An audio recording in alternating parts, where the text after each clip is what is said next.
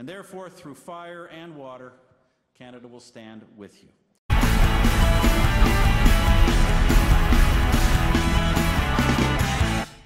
Hi guys, Shira here. Last week, Canadian Prime Minister Stephen Harper made his first trip to Israel and the Middle East.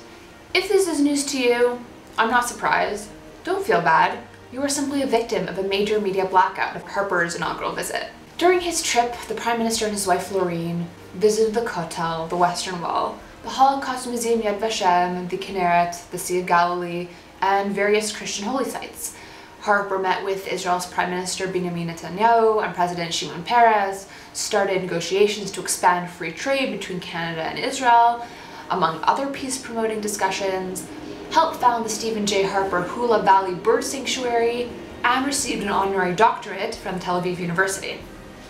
And most notably, Prime Minister Harper made history by becoming the first Canadian leader to address the Knesset, Israel's parliament. Since his election in 2006, the Conservative Prime Minister has been an outright supporter of Israel and seemingly indifferent to the consequences of his beliefs.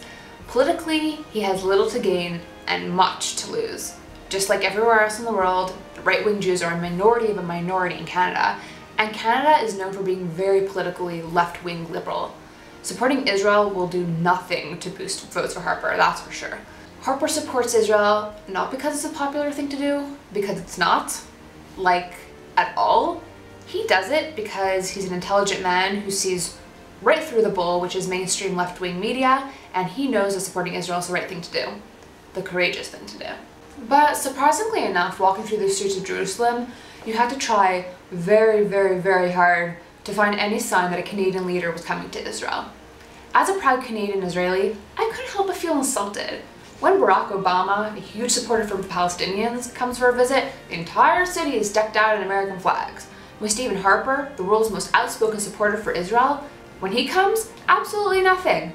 Remember when Obama was in Israel last March? That trip cost Israel an estimated $10.9 million US.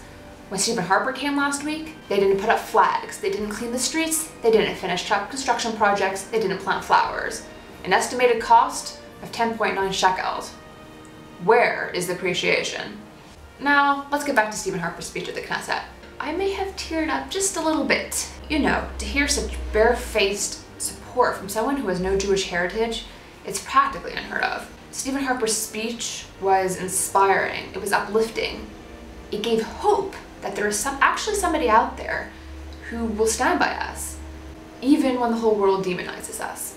The understanding that it is right to support Israel because after generations of persecution, the Jewish people deserve their own homeland and deserve to live safely and peacefully in that homeland.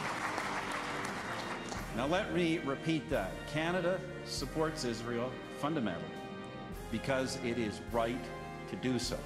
Okay, so my favorite part of the speech was when Harper equated anti-Israel boycotting as a modern-day form of anti-Semitism. We all know about the old anti-Semitism. It was crude and ignorant, and it led to the horrors of the death camps.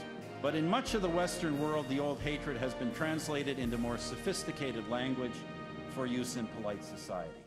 People who would never say they hate and blame the Jews for their own failings or the problems of the world instead declare their hatred of Israel and blame the only Jewish state for the problems of the Middle East. As once Jewish businesses were boycotted, some civil society leaders today call for a boycott of Israel.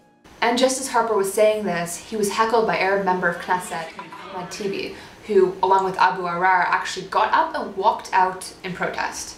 Yeah, right in the middle of a speech. Rude, I know. I can't imagine such a spectacle happening anywhere else. It's like, I don't know, it's like they knew in advance what Harper's political stance is. So why bother showing up at all? Furthermore, they claim discrimination in this apartheid state. What, they want Israel to become another Arab state where there'd be like zero chance of being able to stand up like that? Can you imagine if they walked out of the speech in some Arab country like Syria or Iran? They would be dead before they could even make it out the building.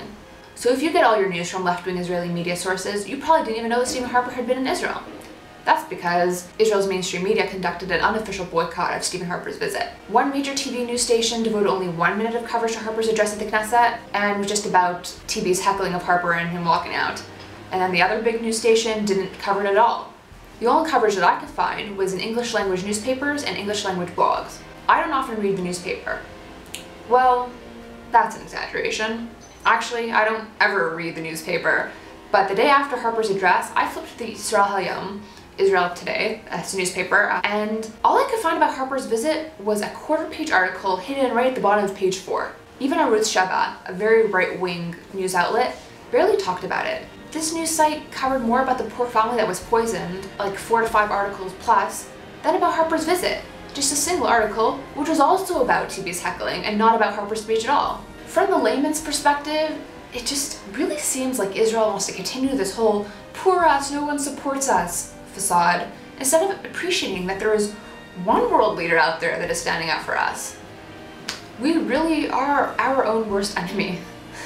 And speaking about Canada, my fiance Chanel and I are going to Toronto for our inter-semester vacation to meet my family, have another engagement party, do wintry stuff, go shopping, freeze to death. We'll be there for about a week and a half, and of course I'll be vlogging the whole thing. I figured it's the perfect opportunity to get Chanel used to what it means to have me as a wife. So stay tuned. Thanks again for watching! You can click here to watch my previous vlog, probably one of my best, so you might not want to miss out. Click on the squares below to either watch all my vlogs, check out my channel page, or subscribe to my channel to be the first to find out when I upload something new. Thanks for watching and I'll see you next time.